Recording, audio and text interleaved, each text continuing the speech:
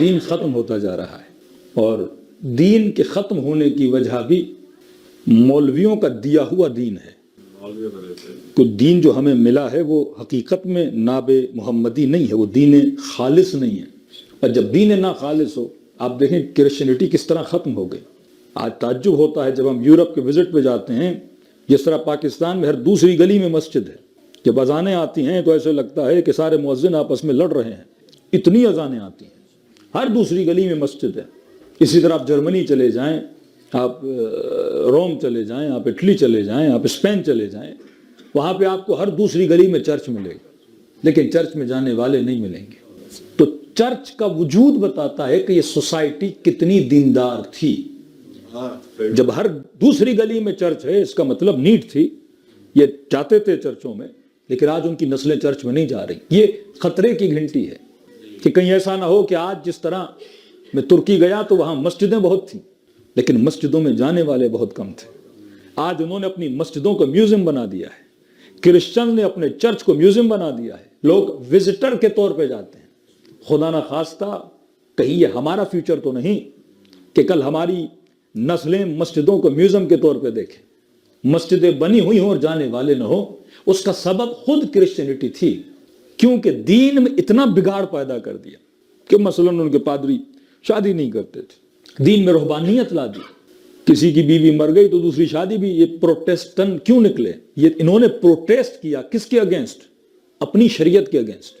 آج کئی نسلیں جب دین سے بیزار ہو جاتی ہیں تو ہم لفظ پروٹیسٹ استعمال نہیں کرتے، مرتد بول دیتے ہیں، ملحد بول دیتے ہیں، ایتھیس بول دیتے ہیں کہ بچہ مسلمان کا ہے لیکن دین سے کیا ہو گیا ہے؟ باغی ہو گیا ہے، نکل گیا ہے۔ کیوں؟ کیونکہ اگر دین میں حکمت نہ ہو، یہ دین بت پرستی والا دین بن جاتا ہے۔ اللہ کہتا ہے ہم نے ہر بچے کو فطرت اسلام پہ پیدا کیا۔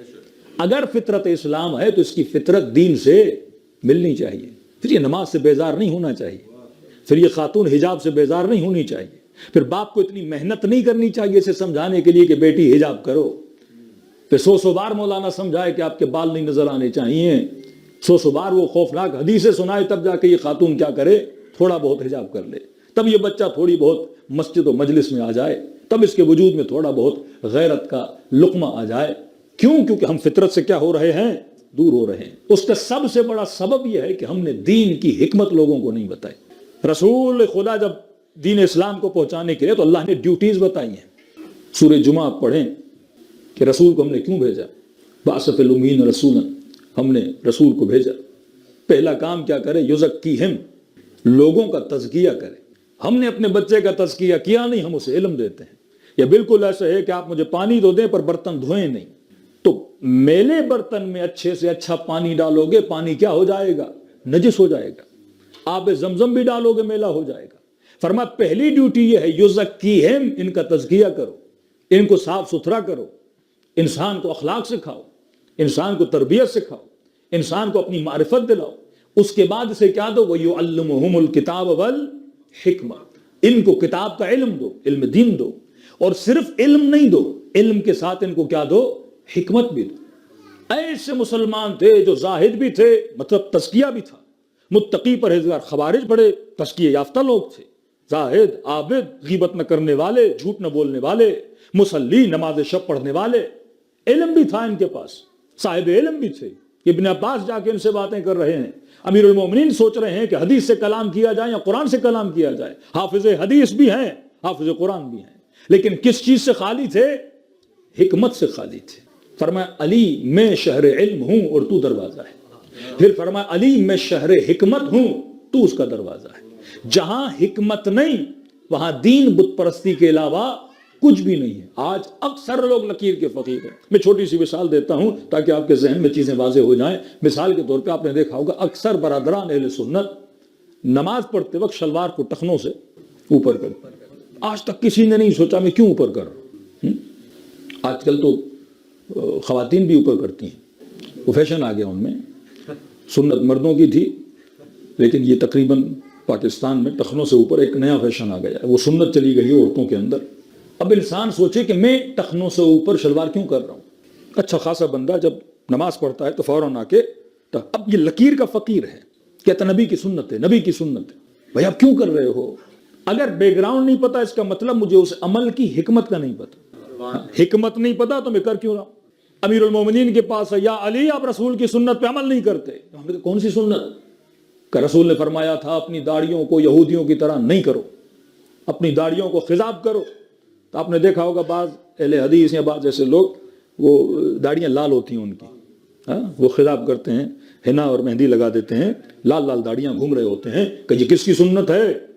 رسول سنت ہے. اور ہمارے مجتہدین کو دیکھتے ہیں سفید داڑیاں کا, دیکھو یہودیوں جیسے ہیں یہ لوگ, کہ رسول نے فرمایا تھا داڑیوں کو یہودیوں کی طرح. یہ اعتراض امیر المومنین پر بھی کیا. آگے لال لال داڑیوں والے, امیر المومنین آپ رسول کی سنت کی مخالفت کر رہے ہیں. امام نے کون سی سنت کا؟ رسول نے فرمایا تھا داڑیوں کو یہودیوں کی طرح. امام نے فرمایا حکمت تو سمجھو, بس رسول نے کہہ دیا, کیوں کہا یہ نہیں سمجھ رہے. جب تک مسلمان کیوں تک نہ پہنچے. امیر المومنین نے فرمایا جب رسول خدا نے کہا تھا یہودی تعداد میں زیادہ تھے, مثلا آپ سمجھو 500 یہودی ہیں ایک شہر میں, اور کتنے مسلمان تھے؟ 10 مسلمان تھے.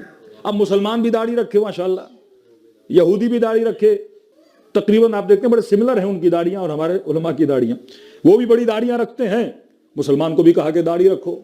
اب وہ 500 داڑھی والے نکلے سفید داڑیاں, یہاں 10 داڑھیوں والے نکلے سفید داڑیاں. جب یہ ان سے ملے تو آپس میں کیا ہو گئے؟ مکس ہو گئے. تو ایسے لگا کہ یہ 10 بھی کون ہیں؟ یہودی ہیں. تو رسول خدا نے فرمایا تم اپنی داڑھیوں کو رنگ کرو تاکہ یہ 10 سب میں نظر آئے. اس کی مثال میں شیعوں کے لیے اس طرح دوں گا کہ پاکستانی شیعہ, انڈیا کا مجھے نہیں پتا, پاکستانی شیعہ اپنے گھروں پہ علم لگاتا ہے. تو ہمارے بچے سمجھتے ہیں کہ شیعہ وہ ہوتا ہے جس کے گھر پہ علم ہو, حالانکہ علم لگانا کوئی شیعہ کی نشانی نہیں ہے. ہم لگاتے ہیں. ایرانی شیعوں کے گھروں پہ علم نہیں, بحرینی شیعوں کے گھر پہ علم نہیں, عراقی شیعوں کے گھر پہ علم نہیں, لبنانی شیعوں کے گھر پہ علم نہیں. اب آپ کہیں گے ہم کیوں لگاتے ہیں؟ کیونکہ ایران میں شیعہ علم لگائے کیوں؟ مثلا سارا مشہد شیعہ, سارا تہران شیعہ.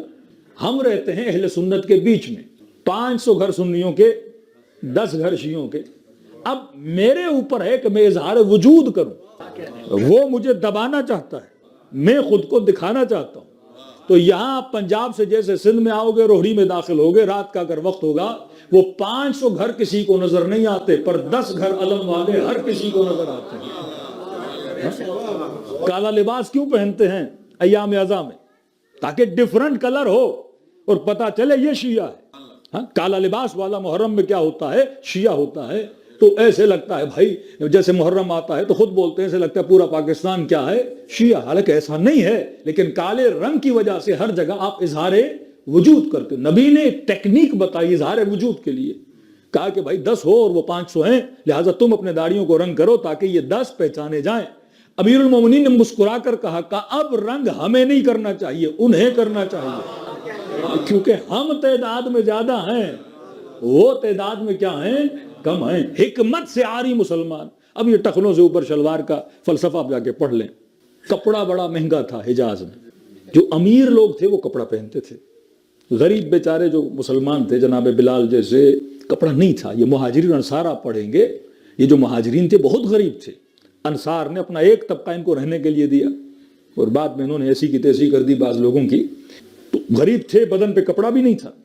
تو یہ جو امراء تھے, امیر تھے, ریاکاری کے لیے عرب جب اپنی امیری دکھاتا تھا تو جو دشداش, جو جبہ پہنتا تھا, یہ عربی لباس ہے, یہ بڑا لمبا, پیچھے سے اس کا کپڑا لمبا رکھتا تھا. اور جب آتے تھے تو مطلب ایک تو کپڑا مہنگا, لیکن صاحب کون ہیں؟ امیر ہیں. تو یہ دکھاتا تھا کہ میں اتنا امیر ہوں کہ میں ایکسٹرا کپڑا بھی پھینک رہا ہوں. عمانی خواتین آپ نے دیکھی ہوں گی, ان کی چادریں پیچھے سے رینگتی ہوئی جاتی ہیں. وہ پرانی صفت ہے کہ مطلب یہ امیری کی نشانی ہے, یہ ریاکاری کی نشانی ہے. تو یہ جیسے آتے تھے, دوسروں کے پاس کپڑا نہیں اور یہ اتنا لمبا کپڑا. تو نبی نے فرمایا کل سے جب آؤ تو نیچے سے اتنی کٹائی کرنا کہ تمہارے ٹخنے نظر آئیں, کہ کل مسجد میں آ کے ریاکاری بند, یہ اللہ کا گھر ہے, یا امیروں والے چوچلے نہیں کرنا. سب کو کہا کہ کیا کرو.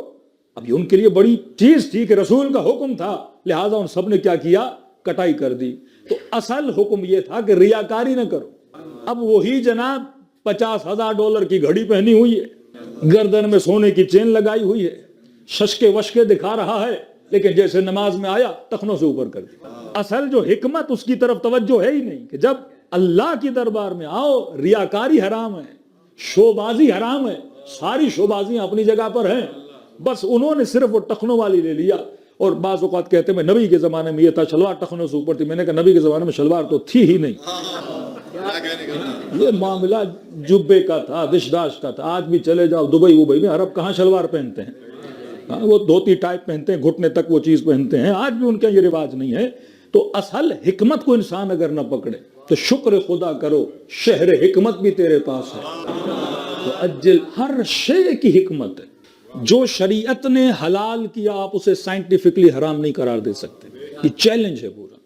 سور حرام ہے، آپ جا کے سائنٹیفکلی دیکھیں کہ سائنس بھی بولتی ہے اس کے نقصانات زیادہ ہیں. اس کو آپ کمپیئر کریں بکرے کے گوشت سے، دمبے کے، جتنا حلال گوشت ہے سب کو. آج تو اے آئی کا زمانہ ہے نا، آپ لکھیں کہ کون سا میٹ زیادہ بینیفیشری ہے، وہ بتائے گا کہ اس میٹ کے زیادہ فائدے ہیں. شراب حرام ہے، جتنے ڈاکٹرز کی آپ ریسرچ پڑھیں گے شراب انسان کے جسم کے لیے کیا ہے، نقصان دہ ہے. یا جتنے ایکسیڈنٹ ہوتے ہیں شراب کی وجہ سے. جاپان دنیا کا ترقی یافتہ ترین ملک، 2018 یا 19 میں سب سے زیادہ سوسائڈ اس ملک میں more than 18,000 لوگوں نے سوسائڈ کیا. جب پیسہ بھی ہے، مال بھی ہے، دولت بھی ہے، نوکری بھی ہے، سب کچھ ہے، لیکن سوسائڈ کر رہے ہیں. بلڈ ٹیسٹ لیا تو اکثر کس حالت میں تھے؟ شراب کے عالم میں تھے. جتنے گناہوں کی جڑیں ہیں اس کو آپ دیکھتے ہیں شراب ہیں. سیٹرڈے سنڈے نائٹ آپ دیکھتے ہیں، کسی ہم گلاسکو میں گئے تھے کہ ہوٹل میں اسٹے تھا اور اس کے بعد مجلس تھی. جب ہم مجلس کے لیے جا رہے تھے سارے سوٹڈ بوٹڈ، ایسے لگا کوئی ڈاکٹر اور انجینئرز ہیں، ویل ڈریسڈ لوگ کھڑے ہوئے تھے، پڑھے لکھے لوگ ہیں. ہم نے کہا مجلس پڑھ کے واپس آئے، سارے پڑھے لکھے زمین پہ پڑے ہوئے تھے. کوئی ادھر گرا ہوا ہے، کوئی ادھر گرا ہوا ہے، سمجھ نہیں آ رہی تھی. انسان اپنے وقار کو کیا کر دیتا ہے؟ کھو دیتا ہے. اکثر ریپ کیسز جو سبمٹ ہوتے ہیں اسی میں ہوتے ہیں، کیونکہ انسان نشے میں ہوتا ہے، کسی نے کسی کے ساتھ